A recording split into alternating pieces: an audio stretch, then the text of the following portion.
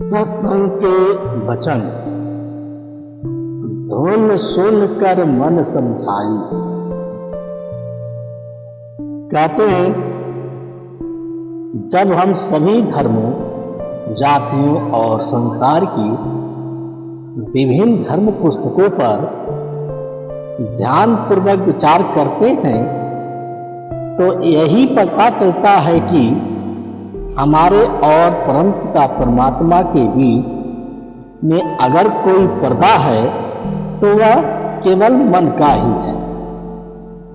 पर्दा उठा दे तो मालिक सामने ही है। जब भी कोई मालिक से मिला है, अपने अंदर ही मिला है, बाहर नहीं। जब परमात्मा ने मनुष्य को पैदा किया तो आंखों के पीछे पर्दा लगाकर उसे बाहर निकाल दिया। यह सारी उम्र बाहर ही बाहर रहा और खाने पीने, ऐशो इशरत और विषयों विकारों में जन्म बर्बाद कर गया। जो दौलत अकाल पुरुष ने इसके अंदर रखी है, इसका फायदा नहीं उठाया। अनेक उपाय किए पर मन बस में न आया। ऋषियों, मुनियों, जोगियों, पैगंबरों ने मन को बस में करने के विविध उपाय किए पर मन बस में न आया। ग्रंथों पोथियों का भी तत्व या सार यही है कि मन को बस में करके पर्दा खोलकर परमेश्वर से मिलाप प्राप्त करना चाहिए, परंतु अनेक यत्न करके भी मन को काबू न कर सके। विश्वामित्र ने 60,000 वर्ष तक किया। वह श्री रामचंद्र जी का गुरु था। मेनका पर मन विचलित हो गया और शकुंतला पैदा हो गई।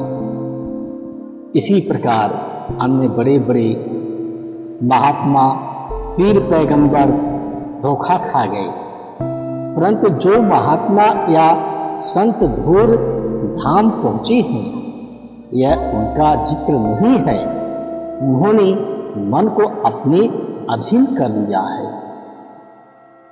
मन को वश में करने की दवा मनुष्य के अंदर है। जहां जहर है वहां दवा भी मौजूद है।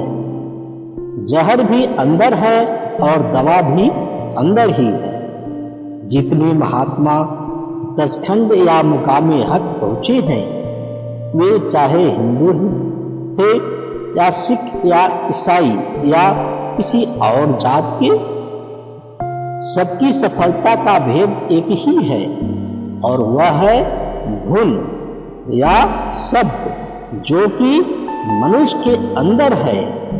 वेद उसको नाद और ऋषि मुनि उद्गीत तथा आकाशवाणी कहते हैं।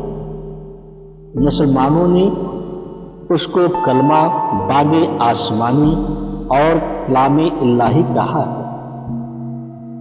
गुरु नानक साहिब उसको सच कहते हैं और हजरत ईसा ने उसको वर्ड कहा है। सबके लिए वह एक ही चीज है और परमात्मा ने उसे मनुष्य के अंदर रखा है। मनुष्य जीते जी नहीं मरता। वह धुन, वह नाम या शब्द नहीं मिलता। 6 चक्रों में तो सिर्फ लफ्ज ही लफ्ज है, नाम नहीं। जब मनुष्य 6 चक्रों को तय कर लेता है तो उस नाम का स्वाद प्राप्त होता है। उस स्वाद को पाकर मन बस में आ जाता है, इंद्रियां बस में आ जाती हैं और काम, क्रोध, लोभ, मोह, अहंकार कैद हो जाती हैं। उस नाम को चाहे इसमें आजम कहें, नाद कहें, आकाशवाणी कहें, बात एक ही है। हमारी धर्म पुस्तकें भिन्न भिन्न हैं, परंतु वह नाम द्वारा मुक्ति होती है। सारे संसार का एक ही है। नाम सारे संसार के धर्मों का निचोड़ है। सारे वेद, शास्त्र तथा अन्य ग्रंथ इसी की महिमा करते हैं। अंदर जाने के लिए पढ़े हुए और अंतर का सवाल नहीं। मन को समझाने की अगर कोई दवा है तो एक शब्द धुन ही है। सब यही दवा खाते आए हैं और इसी की महिमा करते आए हैं। जितने भी संत, मुसलमान, फकीर या अन्य धर्मों के महात्मा सचखंड या मुकामे हक में पहुंचे हैं और अपना जन्म मरण समाप्त किया, सब इसी दवा के द्वारा पहुंचे।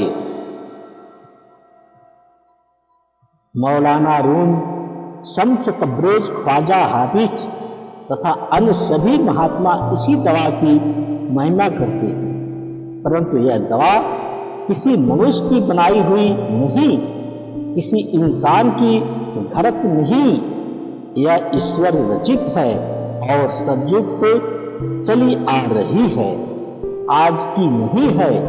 जब जब दुनिया भूल जाती है, वह परम पिता परमात्मा किसी महात्मा को किसी न किसी मजहब में दुनिया में भेज देता है और वे 2, 4, 10 पीढ़ियां रहकर चली जाती हैं। नाम न संस्कृत में है, न अरबी में, न फारसी, तुर्की, न गुरमुखी में है और न किसी अन्य भाषा में। वहां कोई लफ्ज नहीं है और अगर लफ्ज नहीं है तो पुस्तकें भी नहीं है। आगे आप समझाते हैं, कोटि जतन से यह नहीं माने, धून सुन कर मन समझाई। आप फरमाते हैं कि धुन के सिवाय करोड़ उपाय कर लो, मन नहीं मानता। अगर कोई उपाय है तो एक ही है और वह तुम्हारे अंदर है। अगर कोई महात्मा हमें नाम दे दे, हम नाम की कमाई करके शब्द की लज्जत ले ले तो मन बस में आ जाएगा, पर्दा खुल जाएगा, मुक्ति हो जाएगी। फिर आप आगे समझाते हैं, जोगी जुक्ति कमावे अपनी, ज्ञानी ज्ञान कराई। कहते हैं कि जोगी योगा अभ्यास करके थक गए, ज्ञानी ज्ञान करके थक गए, मन बस में न आया। गोरख और मच्छिंद्र जैसों का मन बस में नहीं आया। पराशर योगेश्वर का था, पूर्व योगेश्वर होकर घर आ रहा था। रास्ते में नदी आई, मल्लाह खाना खा रहे थे। उनसे कहा कि मुझे पार कर दो। उन्होंने कहा कि महात्मा जी हमें रोटी खा लेने दो। पराशर कहने लगा कि मैं श्राप दे दूंगा। जो काम माँ बाप करते हैं वह काम लड़के लड़कियां भी कर लेते हैं। मल्लाह की लड़की ने कहा, पिताजी मैं पार कर देती हूँ। उसने बांस लिया और बोली, और महात्मा जी।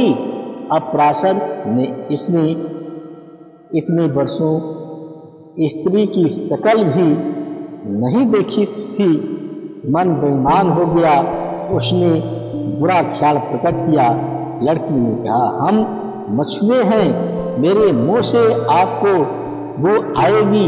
पराशर बोला, जा तू योजन गंधारी हो जा, तुझमें से 4 कोस तक खुशबू आएगी। फिर लड़की ने कहा कि सूर्य देवता देखते हैं। पराशर ने पानी की चुल्ली भरकर बारी और धुंध कर दी। फिर लड़की ने कहा कि यह जल देवता देखता है, हमारे दुष्कर्म की गवाही देगा। ऋषि ने ज्यों ध्यान किया कि नदी के स्थान पर रेती हो गई। मन को नहीं रोका, अपनी शक्ति बर्बाद कर दी। ऐसे ही औरों का हाल हो। योगियों का मन बस में नहीं आया, उनका कोर्स बहुत लंबा है। बहुत से तो आंखों के नीचे नीचे बैठे हुए हैं, पच पच कर सहस्त्रदल कमल में पहुंचते हैं और इसी को आखिरी मंजिल समझते हैं। फिर आप आगे समझाते हैं, तपसी तप कर थाक रहे हैं, जती रहे जतलाई। स्वामी जी अब फरमाते हैं कि तपस्वी तपस्या करके थक गए, मगर मन वश में नहीं आया। जति सारी उम्र जप अथवा संयम रखकर हार गए, पर मन उनके भी वश में नहीं आया। आगे फिर आप समझाते हैं, ध्यानी ध्यान मानसी लावे, वह भी धोखा खाई। कहते हैं कि बहुत से लोग ध्यान करते हैं, कोई रामचंद्र जी महाराज का, कोई कृष्ण भगवान का, कोई गुरु नानक साहिब का, कोई देवी देवताओं का, कोई ब्रह्मा विष्णु का, कोई किसका तो कोई किसका, परंतु वे इनकी मूर्तियां सामने रखते हैं। क्योंकि वे मूर्तियां बेजान है, इसलिए वे ध्यान करने से बोलती नहीं। वे महात्मा मूर्तियों में मन नहीं आते। आगे स्वामी जी फरमाते हैं कि पंडित पढ़ पढ़ वेद बखाने, विद्या बल सब जाई। आगे आप समझाते हैं, पंडित तो कहते हैं कि हम आलिम हैं, फाजिल हैं, विद्वान हैं, गुरी और ज्ञानी हैं, परंतु संत कहते हैं कि वेद शास्त्र ग्रंथ आदि के पढ़ने से मुक्ति नहीं मिलती। अगर वेद पढ़ने से मुक्ति होती तो रावण की होनी चाहिए थी, जो कि चारों वेदों का पढ़ा हुआ पंडित ही नहीं था, बल्कि टीकाकार भी था। रावण के वेद भाष्य के समान और कोई वेद भाष्य नहीं है, परंतु यह वही रावण है जिसने सीता का हरण किया था, जिसकी हम हर साल रामलीला में नकल बनाकर आग लगाते हैं। यही गुरु नानक साहिब कहते हैं, अगर सारी उम्र लोगों के विवाहों में गीत गाते रहे पर अपना विवाह न हो तो क्या फायदा। अगर सारी उम्र पढ़ते रहे परंतु अंदर न गए तो कोई फायदा नहीं। लोग सारी उम्र वेद शास्त्र आदि पढ़ पढ़ कर थक गए, पर मुक्ति न हुई। हम वेदों की निंदा नहीं करते, बल्कि जो वेदों का कहना नहीं मानते वह ठीक नहीं। वेद तो कहते हैं कि तुम्हारे अंदर खंड ब्रह्मांड है, अंदर चलो और देखो। जिस वस्तु की प्रशंसा पुस्तकें करती हैं वह आपके अंदर है। जब आप अंदर जाओगे तब मिलेगी। आगे स्वामी जी कहते हैं, बुद्धि चतुरता काम में आवे, आलिम रहे पछताई। आगे आप समझाते हैं, संत पुकार पुकार कर कहते हैं कि यहाँ मन, बुद्धि, अकल और चतुराई कोई काम नहीं देती। सभी आलिम फाजिल, सभी विद्वान पढ़ पढ़ कर थक गए, बना कुछ नहीं। नाम कोई और चीज है और नाम लफ्ज कोई नहीं। और चीज जैसे कि आपको प्यास लगी हो तो अगर आप सारा दिन पानी पानी कहे चाहे तो क्या प्यास दूर होगी? नहीं। अगर आप पानी पी लेंगे तो प्यास